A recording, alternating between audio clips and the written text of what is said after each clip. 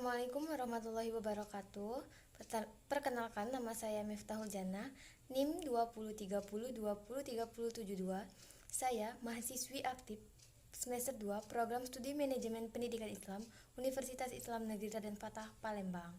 Di video kali ini saya akan mempresentasikan materi mengenai supervisi pendidikan, di mana video kali ini merupakan rangkaian tugas ujian akhir semester saya pada mata kuliah Administrasi dan Supervisi Pendidikan. Untuk itu langsung saja cek videonya. A. Hakikat supervisi pendidikan. Secara etimologi, istilah supervisi diambil dari perkataan bahasa Inggris supervision, yang artinya pengawasan di bidang pendidikan.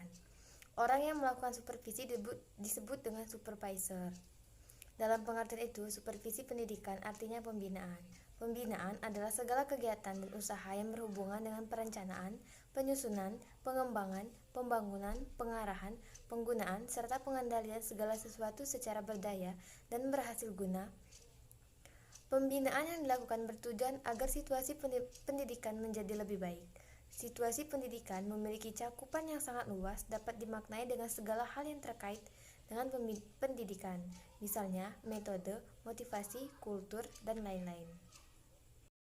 B. Tujuan dan sasaran supervisi pendidikan. Tujuan pelaksanaan supervisi terkait dengan apa yang hendak dicapai dari kegiatan supervisi. Tujuan dari supervisi pendidikan oleh Amatembum dibagi ke dalam dua bagian. 1. Tujuan umum supervisi pendidikan. Supervisi pendidikan merupakan bagian dari integral dari seluruh kegiatan pendidikan, tidak terlepas dari tujuan umum pendidikan dan tujuan pendidikan nasional. 2. Tujuan khusus supervisi pendidikan. Amatembum dalam Jasmani menyebutkan, tujuan khusus supervisi pendidikan adalah membina kepala sekolah dan guru-guru memahami tujuan pendidikan, meningkatkan kesadaran sekolah dan guru-guru serta warga sekolah terhadap cara kerja yang demokratis dan komprehensif, dan mengembangkan rasa kesatuan dan persatuan di antara guru. C. Fungsi supervisi pendidikan. Seorang supervisor pendidikan perlu memahami dengan jelas tugas dan tanggung jawab yang dipercayakan kepadanya dalam usaha ke arah tercapainya tujuan tersebut. Fungsi utama yang merupakan tugas-tugas pokok seorang supervisor di bidang pendidikan adalah penelitian, penilaian, perbaikan, dan peningkatan. D. Ruang lingkup supervisi pendidikan. Ruang lingkup supervisi pendidikan merupakan seluruh aspek kemampuan yang ada kaitannya dengan penyelenggaraan suatu sekolah. Ruang lingkup supervisi pendidikan secara umum meliputi supervisi akademik yang berhubungan dengan aspek pelaksanaan proses pembelajaran. Supervisi akademik dilakukan dengan pendekatan supervisi klinis dan supervisi manajerial yang berhubungan dengan aspek pengelolaan dan administrasi sekolah yang mengacu pada 8 standar nasional pendidikan. Teknik, strategi, dan keterampilan supervisi pendidikan. Supervisi atau pengawasan yang baik perlu menggunakan cara-cara yang baik. Cara dalam konteks supervisi dikenal dengan istilah metode.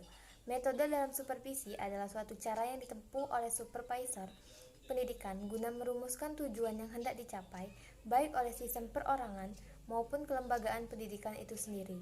Sedangkan teknik adalah langkah-langkah konkret yang dilakukan oleh supervisor.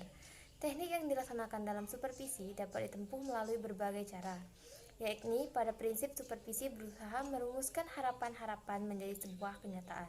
Dengan demikian, supervisi yang baik perlu menggunakan metode dan teknik yang dapat memudahkan seorang supervisor dalam melaksanakan tugasnya dan tujuan apa yang hendak disupervisi tercapai dengan baik. Metode dalam supervisi terbagi menjadi dua, yakni metode langsung direct metode dan metode tidak langsung. E. Program dan evaluasi supervisi pendidikan. Pelaksanaan supervisi yang baik perlu langkah-langkah strategis yang baik. Dalam strategi kegiatan ini dengan dinamakan programming, yakni pemrograman kegiatan pelaksanaan supervisi yang direncanakan. Program supervisi pendidikan adalah suatu rangkaian kegiatan yang direncanakan yang erat hubungannya satu sama lain dan seluruhnya terarah kepada tercapainya tujuan supervisi pendidikan. Maka dari itu dapat dipahami bahwa suatu program supervisi pendidikan adalah serangkaian kegiatan yang telah direncanakan yang berhubungan terarah kepada tujuan supervisi pendidikan tersebut. Mungkin itu saja yang dapat saya presentasikan mengenai supervisi pendidikan. Semoga materi yang saya sampaikan dapat bermanfaat bagi kita semua. Mohon maaf apabila terdapat kata yang salah. Kepada Allah saya mohon ampun, dan saya akhiri. Wassalamualaikum warahmatullahi wabarakatuh. Terima kasih.